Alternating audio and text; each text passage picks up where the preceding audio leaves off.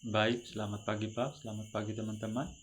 Perkenalkan, nama saya Martinus Badu, NIM 2022-110667, kelas pagi B, mata kuliah Filsafat Hukum, dosen pengampun Agustinus F. Pascalino Dadis, SMU, Prodi Ilmu Hukum, Fakultas Hukum Sosial dan Humaniora, Universitas Flores. Video ini saya buat untuk memenuhi tugas mata kuliah Filsafat Hukum. Dan kesempatan ini saya akan menjelaskan materi tentang realisme hukum, yang bergagasan realisme hukum terhadap penolakannya pandangan formalistik. Realisme hukum atau legal realisme adalah aliran pemikiran dalam ilmu hukum yang muncul pada awal abad ke-20, terutama di Amerika Serikat dan Skandinavia. Para penganutnya menolak pandangan formalistik yang menganggap hukum sebagai sistem aturan yang bersifat abstrak, logis, dan dapat diprediksi semata. Sebaliknya, mereka menekankan bahwa hukum itu bersifat dinamis, dipengaruhi oleh faktor-faktor sosial, ekonomi, psikologi, dan politik. Aspek-aspek utama realisme hukum. Pertama, fokus pada keputusan nyata. Realisme hukum memandang bahwa apa yang penting bukanlah teks peraturan semata, melainkan bagaimana hakim dan pejabat hukum menerapkan peraturan tersebut dalam kasus konkret. Keputusan-keputusan itu dipengaruhi oleh latar belakang pribadi, nilai, dan konteks sosial hakim. Kedua, kritik terhadap formalisme. Formalisme menganggap bahwa setiap kasus dapat diselesaikan dengan logika deduktif dari aturan yang ada. Realisme menolak hal ini, menunjukkan bahwa penafsiran hukum melibatkan pilihan, nilai, dan kebijakan. Ketiga, pengaruh faktor non-hukum. Ekonomi, politik, budaya, psikologi, dan struktur institusional dianggap sebagai variabel yang menentukan isi dan penerapan hukum. Contohnya, keputusan tentang hak asosiasi dapat dipengaruhi oleh tekanan politik atau kepentingan ekonomi kelompok tertentu. Keempat, metode empiris. Para realis mengadvokasi penggunaan data empiris seperti statistik kejahatan, studi kasus, atau analisis ekonomi untuk memahami bagaimana hukum beroperasi dalam praktik. Kelima, kebijakan publik. Karena hukum dipandang sebagai alat untuk mencapai tujuan sosial, realisme hukum menekankan peran pembuat kebijakan dalam merancang peraturan yang realistis dan efektif. Kritik terhadap realisme hukum. Pertama, keterbatasan metodologis, yaitu mengumpulkan data empiris yang cukup dan relevan untuk setiap fenomena hukum dapat menjadi tantangan. Kedua, pengaruh politik, yaitu menekankan faktor non-hukum dapat membuka ruang bagi penyalahgunaan kekuasaan karena keputusan dapat dibenarkan semata-mata atas dasar realitas. Ketiga, relativisme, yaitu beberapa kritikus berargumen bahwa jika hukum sepenuhnya tergantung konteks, maka tidak ada standar objektif untuk menilai keadilan. Contoh penerapan di Indonesia.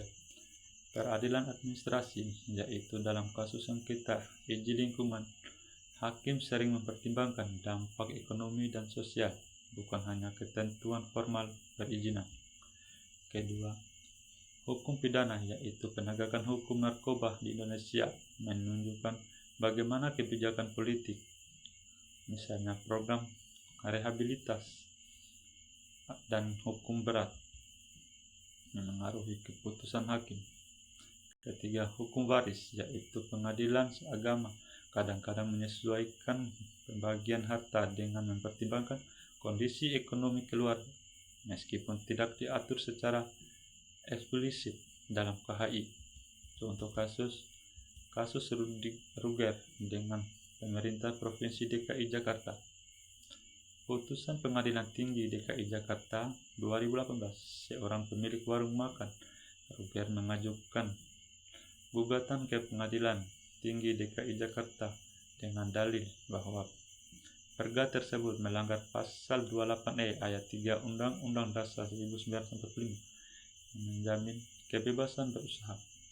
Ia berargumen secara formalistik, jika peraturan tidak secara eksplisit menyebutkan pembatasan jam operasional, maka peraturan tersebut tidak sah karena melampaui batas wewenang yang diberikan oleh undang-undang. Pendekatan formalistik. Jika hakim menerapkan pendekatan formalistik, ia akan pertama membandingkan teks perda dengan teks undang-undang dasar. Kedua, menilai apakah kata pembatasan jam operasional termasuk dalam ruang lingkup kebebasan berusaha. 3. Menyimpulkan secara logis bahwa karena tidak ada kata yang secara eksplisit melarang pembatasan jam, maka peraturan tersebut legal dan tidak melanggar konstitusi. Pendekatan realisme hukum. Hakim yang mengikuti aliran realisme hukum menolak cara berpikir semata-mata logis abstrak itu. Ia menanyakan apakah peraturan tersebut memang diterapkan secara konsisten. Data lapangan menunjukkan bahwa sebagian besar warung di Jakarta Selatan tetap buka hingga larut malam tanpa sanksi, sementara warung di Jakarta Pusat dikenai denda secara selektif. Apa tujuan sosial ekonomi di balik peraturan? Pemerintah menyatakan tujuan menjaga ketertiban malam dan mengurangi kemacetan. Namun, studi ekonomi lokal menunjukkan bahwa pembatasan jam justru menurunkan pendapatan pandangan kecil tanpa mengurangi kemacetan secara signifikan. Bagaimana dampak terhadap kelompok masyarakat lemah? Warung makan kecil milik keluarga berpendapat rendah terdampak paling parah, sementara kafe-kafe besar yang memiliki izin khusus tetap beroperasi hingga larut malam. Berdasarkan temuan-temuan tersebut, hakim menyimpulkan bahwa peraturan tersebut tidak hanya melanggar teks konstitusi secara formal, tetapi juga menimbulkan ketidakadilan substantif. Ia menolak permohonan Ruger, namun pemerintah Provinsi DKI Jakarta untuk merevisi peraturan agar 1.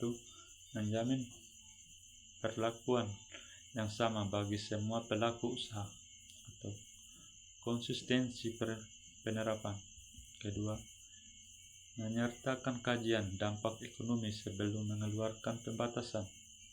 Ketiga, menyediakan mekanisme kompensasi bagi pedagang kecil yang terdampak. Mengapa kasus ini mencerminkan penolakan realisme hukum? Tidak mengandalkan semata-mata teks. Hakim tidak berhenti pada interpretasi literal kebebasan berusaha, melainkan menelusuri konteks sosial, ekonomi, dan praktik penegakan. Mengakui peran nilai dan kebijakan. Keputusan dipengaruhi oleh pertimbangan keadilan distributif, bukan hanya logika formal. Menggunakan bukti empiris, data lapangan, studi ekonomi, dan fakta tentang penerapan selektif dijadikan dasar keputusan sesuai yang tidak akan muncul dalam analisis formalistik. Kesimpulan, kasus Ruger dan pemerintah Provinsi DKI Jakarta menunjukkan bagaimana realisme hukum menolak pandangan formalistik yang menganggap hukum sebagai sistem aturan abstrak, logis, dan dapat diprediksi.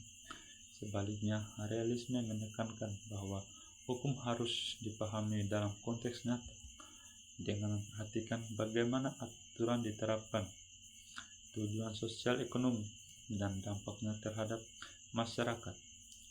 Ini menjadi contoh konkret bahwa keputusan hukum tidak selalu dapat diprediksi hanya dengan menelaah teks peraturan. Sekian dan terima kasih.